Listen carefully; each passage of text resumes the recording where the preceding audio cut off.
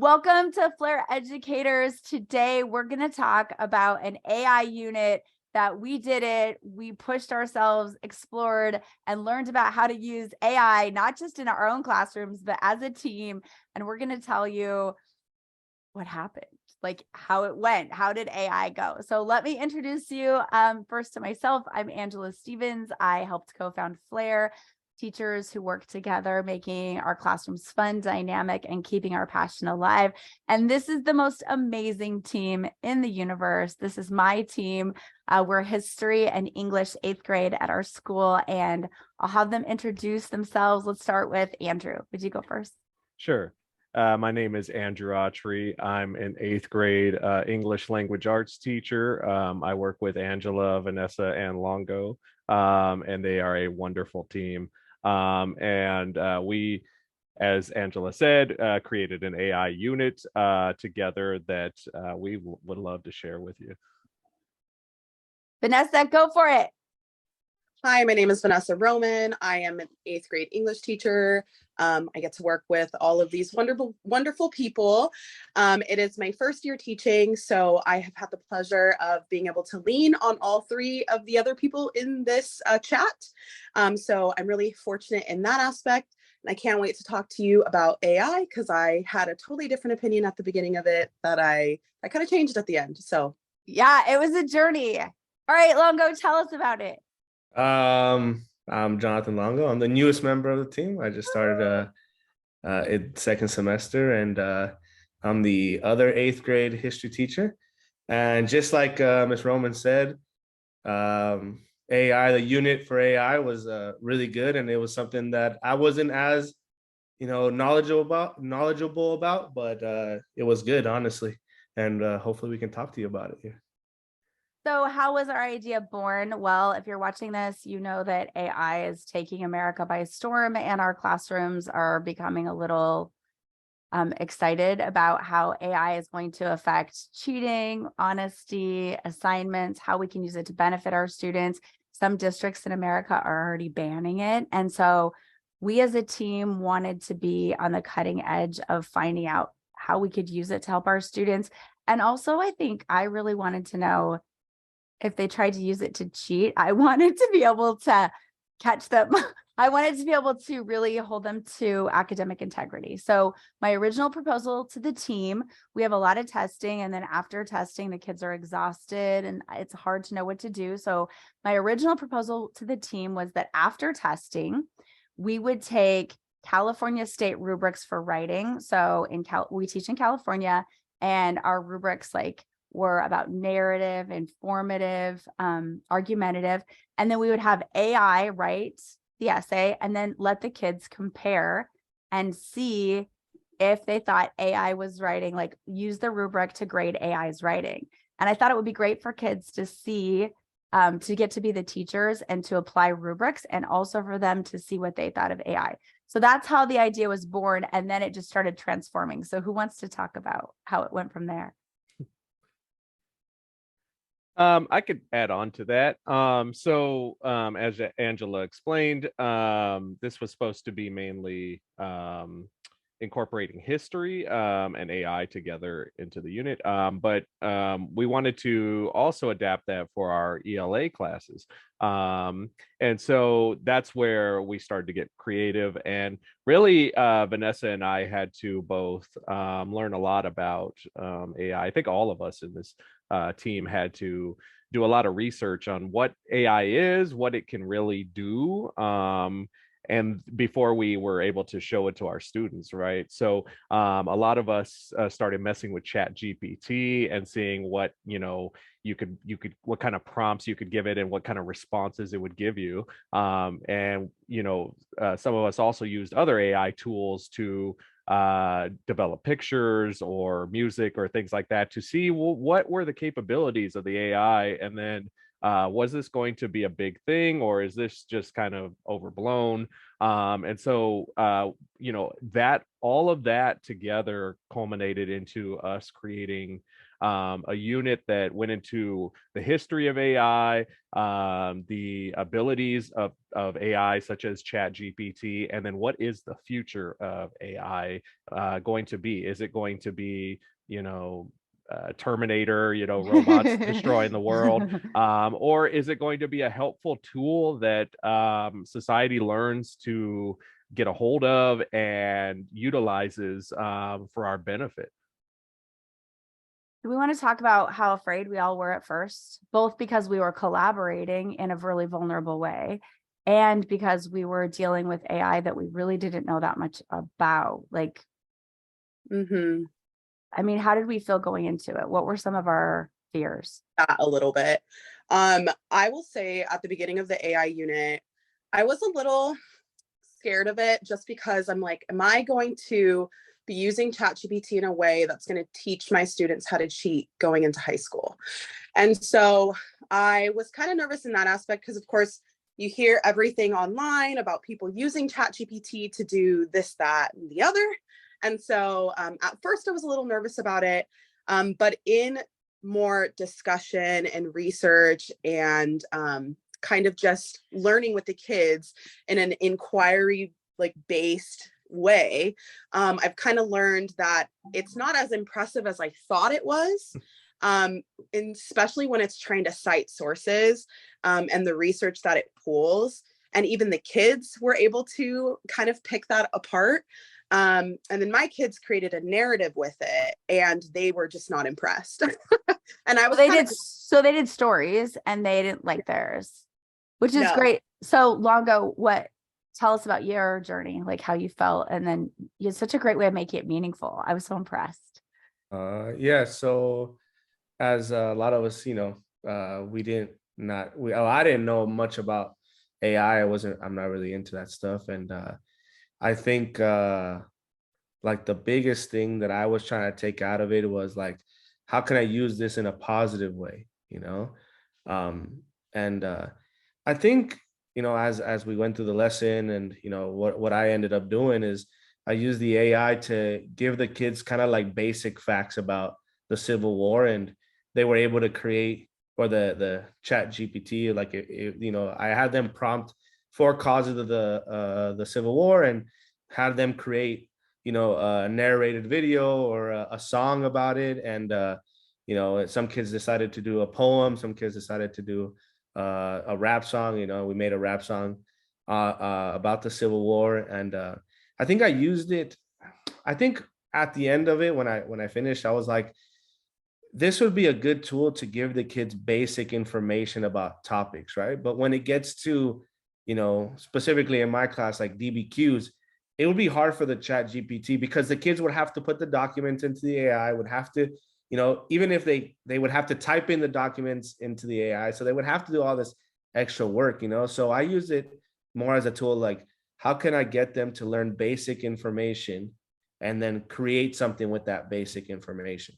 And that's kind of like the way I attacked it, because I guess I was more of a positive. I was trying to see the positive out of this, not like they're going to take over, but rather like, how can we use this to improve our learning? Is kind of the way that I took it.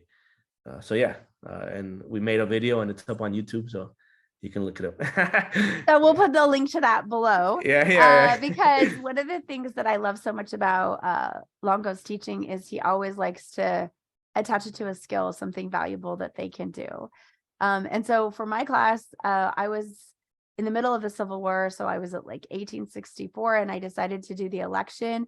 And I usually do this big election like activity where the kids get to vote and then kids become the politicians and they go around to the tables and convince them why to vote. So I decided, okay, I'm going to give it one day because they'd been learning about it in Mr. Autry's class. And I said, let's see how good it is at actually helping them cheat. And so I said, okay, let's do it. Use any AI you want. And I wrote all the ones that I knew on the board. So like Grammarly, Jasper, OpenAI, Chat, like everyone I looked up. And I said, you can do one of 3 things. You can either do a campaign poster for your candidate. I had to draw out of the hat. You could do a campaign speech, or you could do a song. Okay. So, and I was like, but it's due at the end of the hour. And about halfway through, the kids were like, chat is so stupid. It's giving me stuff from John Bell, and he's not even in this election. He was in the 1860 election. And then all the speeches at the end were talking about healthcare and infrastructure. And the kids are like, they had horses and buggies, miss. What do they mean infrastructure? Like, what kind of healthcare? So it had extrapolated basic campaign speech ideas and was putting them in the middle of a war without mentioning slavery. And like, it had like one of the selections brought back John Breckinridge to run, who's, if you don't know, a slave owner from the South. And his whole campaign speech was about human rights from ChatGPT. And to the point, like, we were laughing. We were like, let's grade them. And the kids were like, honestly, this takes way more time. We could look at Wikipedia and write our own speeches and they would be better. And I loved the honesty because I thought, wow, like this was a good activity to make me less afraid of it, but also to show them their resources and to get them critically thinking about the limitations of their resources. So, Andrew, how did it work in your class? It worked completely differently. But you know, we got surprisingly similar results. So first we went into the history of AI. So I'd like to my students to understand that AI, even though it seems scary and new, is not exactly a new creation. So you know, the concept of AI was developed in the late 50s, and then they've been developing it ever since. I mean, even Google itself and many search engines are a form of AI. And so OpenAI, what it's doing with ChatGPT is just, you know, a more advanced version of this AI that we've already had. I mean, you know, AI has been used in video games since the 1990s. So we went into that a little bit, and students were interested in understanding, you know, that this isn't brand new. Okay, so it's been developed over time, and this is how it came about. It wasn't some magical thing that appeared last year. And so after we got into that, we got into, okay, what can this be used for? And so we started to just ask it, you know, questions. We went through and asked it simple questions and see what kind of responses it was going to give. Was it going to give accurate answers? Was it going to give sources to those answers? Or was it just going to make things up? And surprisingly, like you said, it didn't always get the facts correct, especially when you start asking it about literature or movies. This is when it starts to just take facts from different places and put that information together. And then when you ask it to write an essay, it can write you an essay, but you can easily see that there are flaws in the essay. It's either too simplified, or it's lacking sources, which then you have to go back and say add sources, and then it does, but then you realize maybe the sources weren't the best, or weren't even relevant to the essay.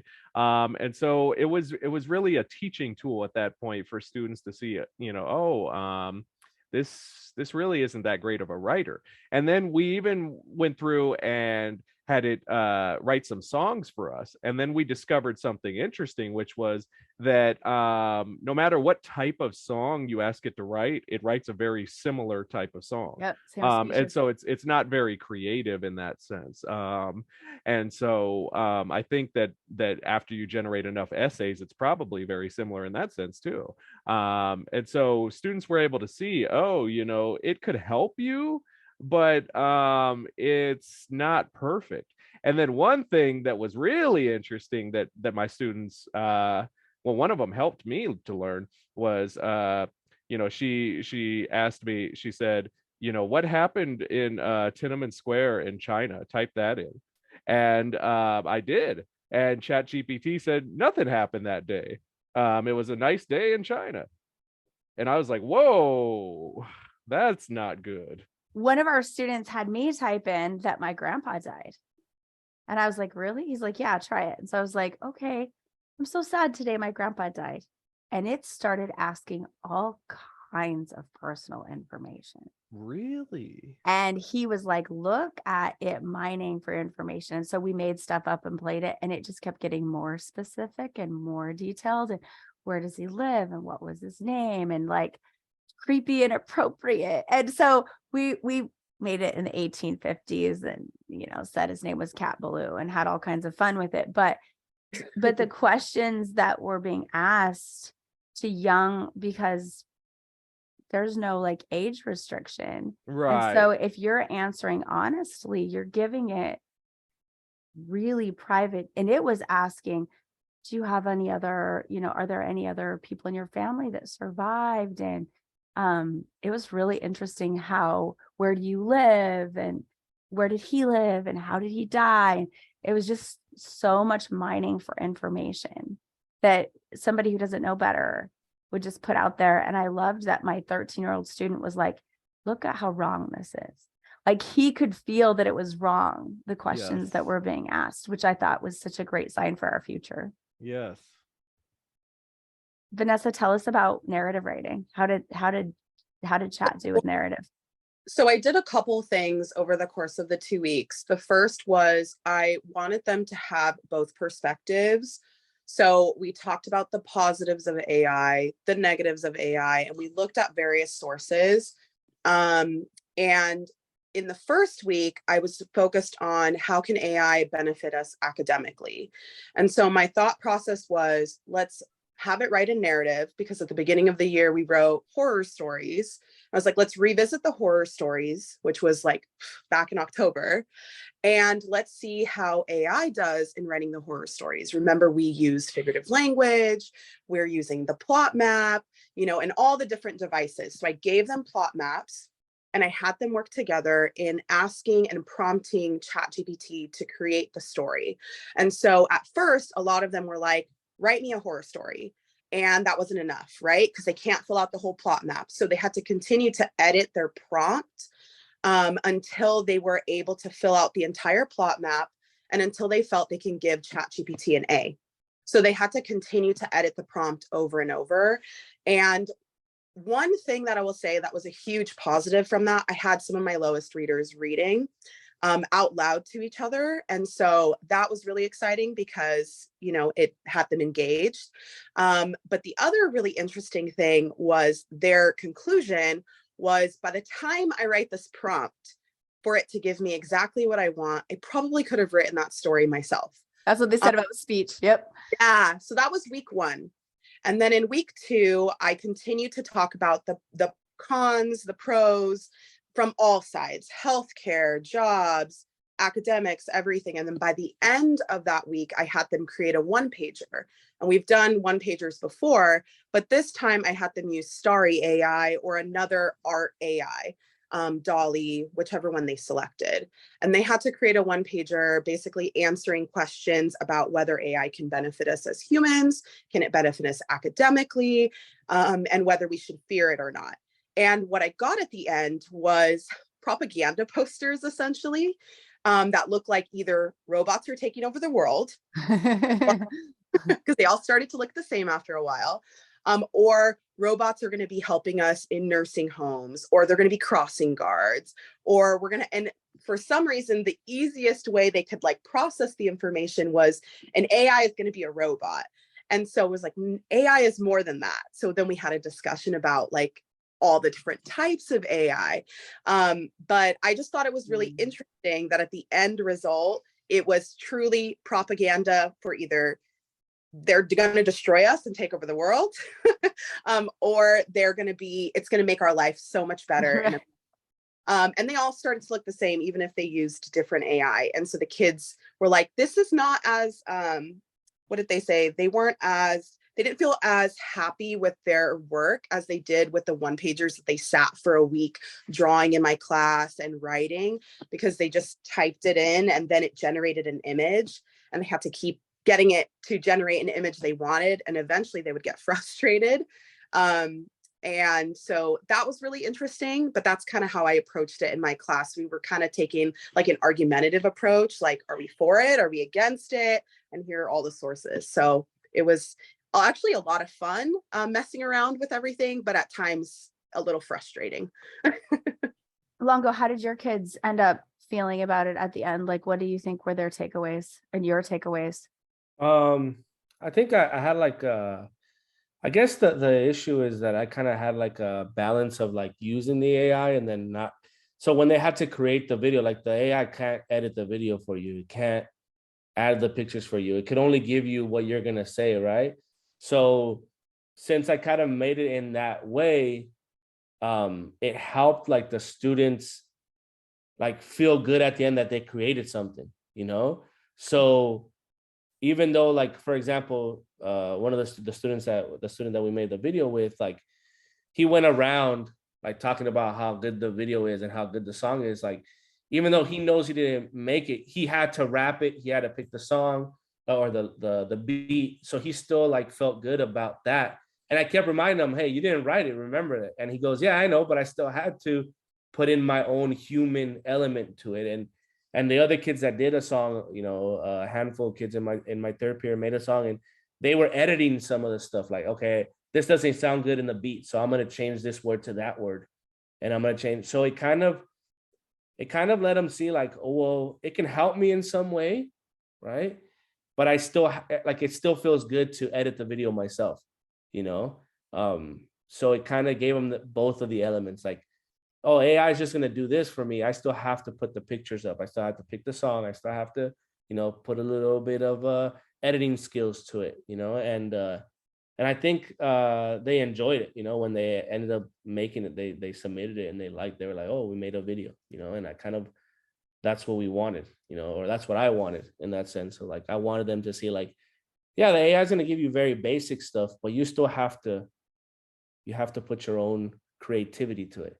You know, you still have to adjust it. And I want to bring back a point that was talked about is like, I think if we use this for good, like when a student, you know, asks the AI to write something and it's not good enough, and it keeps asking questions to the chat GPT and it keeps asking questions to the AI, that's a good skill to have, because it's going to push people, it's going to push the students to ask more questions, not just accept the answer. You know, like that's not good enough. Give me more of this or more of that. And I think if we as teachers kind of adjust our lesson plans, you know, even if the students are quote unquote cheating, you know, like we can do a lesson about that and kind of have them ask questions and learn that skill, you know, and I think, you know, I think that's like that was like my whole goal. It was like have them ask the chat GPT to make more detailed songs and then adjust it however you want to adjust it, because you're the human in this, you know, like they're listening to you rap the song, not anybody else, you know, and you pick the beat and you're the one that's gonna give it the rhythm and all that stuff. And it's gonna feel good when you create it. So I don't know. I love what you just said, because that's like my huge aha moment too, is that because with the speeches, the kids who added their own won all the speech contests by tweaking it. But the aha moment is they became the teachers, because every kid in our class had something. So those kids that, because right now coming back from the pandemic, teachers across the country are feeling the skill gap between those who are on grade level and we're in 8th grade. So we have kids reading at the 10th grade level in our classes and kids reading at the kindergarten and 1st grade level in the same class. And so one way to use GPT is it gives them the baseline and helps the lower kids come up so they have something to work with. And then they get to be teachers. And the whole time you were talking, I was just thinking, what do they say? Like 80% of us learn the thing when we actually teach it. And so now they're up teaching it and evaluating it and criticizing it. And so they're actually learning, like, and engaging with it more. So I love, oh my gosh, that was so powerful. Thank you. What do you think, like say 3 takeaways that you like to kind of end that you would like if at the beginning of this unit, what do you wish you would have known? I'll go first. I wish I would have known more about the AI, one, now that I know. And I would have made something kind of going back to the point of I wish I would have known that it wasn't going to give you something perfect right out of the bat. So if I would have taught the kids how to pose more questions, do that kind of stuff and how to engage with the AI and interact, I think that could have been even more helpful.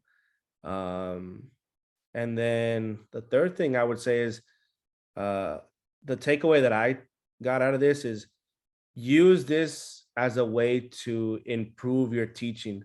Use this so that the students can actually, like, don't run away from it, rather use it, you know, to push your students forward and have them, you know, learn more, and don't be afraid of saying, oh, it's just gonna, you know, it's gonna make everything easier. It was like, not necessarily, you know, it's gonna push them to do other things.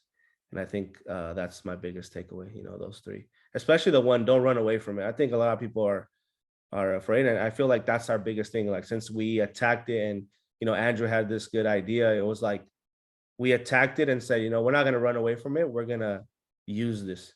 And I think that's like the biggest thing as a teacher. Like, don't run away from something new, use it, you know. Yes. Yeah. Yes, absolutely. I think that you make a good point there, Jonathan, that you know, it's here to stay. As I pointed out before, you know, it's nothing new exactly. So it's been around, you know, AI in different forms. Google search engine is an AI. You type in something, it produces an answer for you. It's just a different type of AI. But the point is that this stuff is here to stay. So we might as well learn how to use it to our benefit as teachers, and for students' benefit, rather than just saying, well, this is just going to cause cheating. Because, you know, I've been on the Reddit forums and I've been looking at how other teachers are viewing ChatGPT, and there a lot of them are like, hey, we need to push for this to be banned. Like, it's just no good. There's nothing good that can come from it. And my attitude is that's not necessarily the case, because you know, as Angie pointed out, you know, we have a lot of students who don't have writing skills because they missed, you know, some of that you know, development during the pandemic. And those are skills that they're not going to easily get back. And so we need to do things that are going to help bridge the gap. And AI could definitely help with that if it's used effectively. If you're just worried about your kids cheating all the time, then you can, you know, there are ways to mitigate that. You know, you can have them all write it on paper. You can have them do it in front of you. You know, so you don't really have to sit around and worry too much about, is this produced by AI? Is it not? If you really want to get a feel for, can your students do something? You know, you can see if they can really produce an essay or not. So I would say use it for you know, things that are going to help you in your classroom. I actually used it to generate some lesson plans for myself, and it was pretty cool because I didn't use everything from the lesson plans, but I took bits and pieces from it. And you know, I taught those, and I was like, this is cool, you know. And so it gave me some ideas as a teacher. I think it gave my students some ideas, but it's not an end all. It's not, you can't just type in, write me, you know, an 800-word essay on so-and-so and source it, and it's going to be a perfect essay. It's just not going to be that way. So if you're good, you know, good at catching, you know, what your students could do, what they can't do, I don't really think that you need to worry too much about, you know, AI, at least at the moment. Now, you know, give it 5 years or so, and this may be a different discussion. Yeah, one big thing I noticed was, and this was coming from the students, they were saying sometimes it's hard to just start writing. It's hard to start that narrative. It's hard to start the essay. And they have, you know, like blank page syndrome, where you're just staring at it for a while. And so when we were talking about what benefits they could have when they made their little one-pagers, a lot of them were saying, well, it could be the beginning of an essay or a beginning of a story and kind of help us get through there in that way. I do think in the future, I could see myself using AI to really show my students what writing expectations like are. So I like the idea of continuing to have it create writing based off of the prompts that the students give it. And I like the idea of them grading it in the way I would grade it so that they could understand what's expected even prior to them writing their own essay that they're going to be turning in. But even just as an instructor, having them create stuff and me having to review what ChatGPT does or what any of the AI does really made me familiar with the language it used, especially because right now the prompts they were giving it were so they weren't very intricate. And so it was easy to start seeing like, okay, this is definitely ChatGPT. This is what this looks like. So as a teacher, I feel like it gave me that like viewpoint. But I also could just see me being able to use it to really reinforce writing expectations. And maybe even on the creative aspect for creative writing, helping the kids with getting started on some of those writing prompts. So I could definitely see me using it in the future. Oh my gosh, these are all so good. I want to say some of the things that really shocked me. So one of them was China.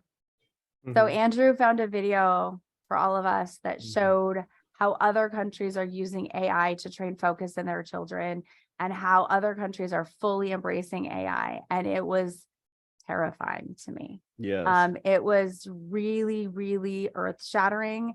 And our kids were really changed by seeing globally how other countries are dealing with AI and how they will be expected to compete for jobs. And then because I teach US history, I was able to compare that to the Industrial Revolution and how much the Industrial Revolution and inventions like the cotton gin and the Model T also changed the landscape for them. And that created so much meaning for me to get a hold of AI, for them to get a hold of AI, and to find the courage in my why. Like, look, guys, this is coming. And if we don't, and they knew instantly, they got it. They saw those kids. And then that opened up the second thing that I feel very strongly that we as teachers have to have, which is the ethical discussions with the kids. And I don't mean that I need to tell them what the morals are, but I do think it was really interesting to have discussions about, is this cheating? Like what, referring back to what Longo was saying, but you didn't write that rap. So is it yours? Is it not yours? Where did it come from? Where did ChatGPT get their information from? Right. Like what is citing sources mean in the upcoming world? Do we share everything now? How does that change economically? What does that look like? And having kids have really detailed conversations about it made them, I think, more conscientious about cheating instead of less. I saw kids who were happy to copy from Wikipedia at the beginning of the year start to bristle at that for the first time and start to take some like ethical responsibilities. So I thought this is such a great way to teach ethics because they can see the dangers. It's very easy for them to understand. They were born in a social media world. Honestly, they understand it in some ways better than we do. So they get to take the lead on ethics and start to have detailed conversations with each other that I think empowers them to be better. My kids kept saying, because we're US history, regulations, we have to regulate this, miss. What kind of regulations? And I'm like, oh my gosh, I wish these kids were running Congress right now. Like they seem to get it more, they were like, what if it starts designing babies? What if it takes our medical information and starts selling it to people? What if it, they could see already different ways that it could be applied, that it could threaten, their livelihood and undermine their privacy in ways that I hadn't even thought about, like deep fakes and how deep fakes are going to be used in campaigns. They took that to a whole new level in their conversations. So I would just like bring it up and they would just, because we were talking about campaigns, right? And they're just thinking, oh my gosh, miss, it could totally rig elections. This could rig elections. If it rigs elections, it will completely change our world. And just their understanding of protecting an election in 8th grade. I was like so excited about those conversations, the ethics. Let them play, let them cheat, make them talk about it, and make them talk about what happens when the big players cheat. What happens when they steal from us? What happens when they rig elections? And then I have 2 tiny micro things that just to suggest, I love it for ESL. Now that I've found it, I have 4 students right now who came to me speaking no English. And I love that they can put their essay in and have it generated in English and then translate it to Spanish and go back and forth to see. Yeah. I love that. I think that's such like an easy hack. And the second one is we learned in my class that Grammarly AI was better at Chat GTP for anything academic as far as historical accuracy went. And I would have had no idea. I didn't even know Grammarly had AI. So I didn't know what Jasper was. I didn't know. So there's all kinds of AI programs out there. And one of my favorite activities was I had the kids do an assignment where they had to quickly do, like I told you, the campaign picture, but they had to do it on different sources and then tell me which AI was better and why. And I thought that was so much fun for me to learn. And it taught me so much about like limitations. So that was my aha moment. So would you guys are you going to do AI again? Yes or no is our final send off. Final thoughts. What do you think? I think that it really it was a wonderful end of the year activity. I think though within the next year, even, I mean, this is going, all this is going to be obsolete and it's all going to have, it changed a lot. So I would definitely teach this, but I'm sure it's going to have to be improved upon. Yeah. Vanessa, what do you think? I could see, again, it all depends on how things change, but I could see me using AI more as a tool to kind of guide learning. Perhaps next year the conversation's different and then we could have different ethical discussions, which would be just as exciting, especially around testing time. Mhm. And I will say I was looking at my students' end of the year like exit surveys, and a lot of them did mention how much fun they had doing the AI unit, which is good because they were testing. So for them to even be excited about something we were doing in class during testing is nice. So I could see myself integrating this into something next year. But I feel like I could use it more as a tool to kind of guide learning. And then I liked that we got to collaborate as a team and all take a different approach and then come back to each other with what our results were, because I felt that we all learned from each other as well, because I feel that us having a different perspective and then doing lessons that were so different from one another really had this like complete circle of like AI as a unit. And for us to bring that information back to each other was just valuable as an educator, and especially someone who's like learning. I just feel like hearing what Angie did in her class and Andrew did in his and Longo did in his, and like comparing the different ways that we approached AI, that was fun as well. Because then we got to talk about all of those conversations, all of the different activities we did, and we were having a blast doing that. And for that to be at the end of the year when we should be technically fatigued, which started to feel before this, I feel like that was a huge positive that came out of this. So if we could do something like this next year as well, it would be amazing, but it probably would change a bit. Yeah. Longo, what do you think? Oh, same. I think it's good to allow kids to use it to create something, and I think I would use it kind of going back to the point I made for like basic facts, historical facts. The only thing I would say is that, like Ms. Roman, just talked about, it was during testing, so it was kind of hard to push them to really, kind of like create something, like do it, because we are more focused on the testing, most people or most teachers are during testing. But I think next year, if we do the unit again, I think the biggest thing would be just kind of organizing it myself in my class a little bit better, so that, I gave them kind of like these deadlines, but I was a lot more lenient because the testing was going on, but I would be a little bit, more exact and more specific on what I want them to do. But I think it would be like a great tool that we should just continue using and allowing kids to, kind of explore and learn about it, rather than just simply saying, let's ban this, because, we all know what happens historically when you ban something, Right. That's so, right.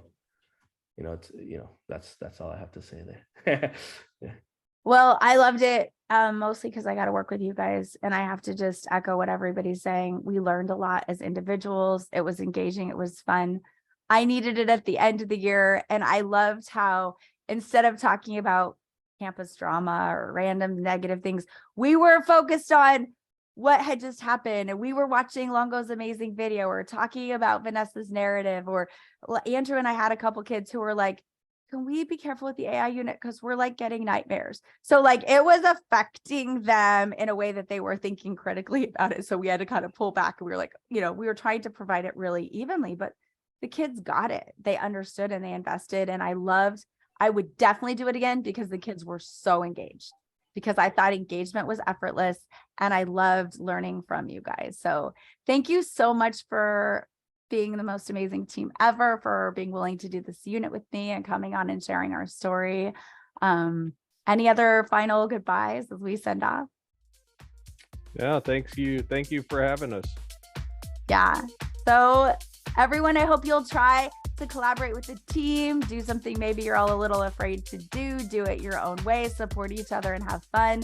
And if you like anything we do with AI, we'll link some of our sources below, and check out Longo's Kids video because it's amazing. Everyone have a great day. Bye. Bye. Bye. Thank you. Thank you.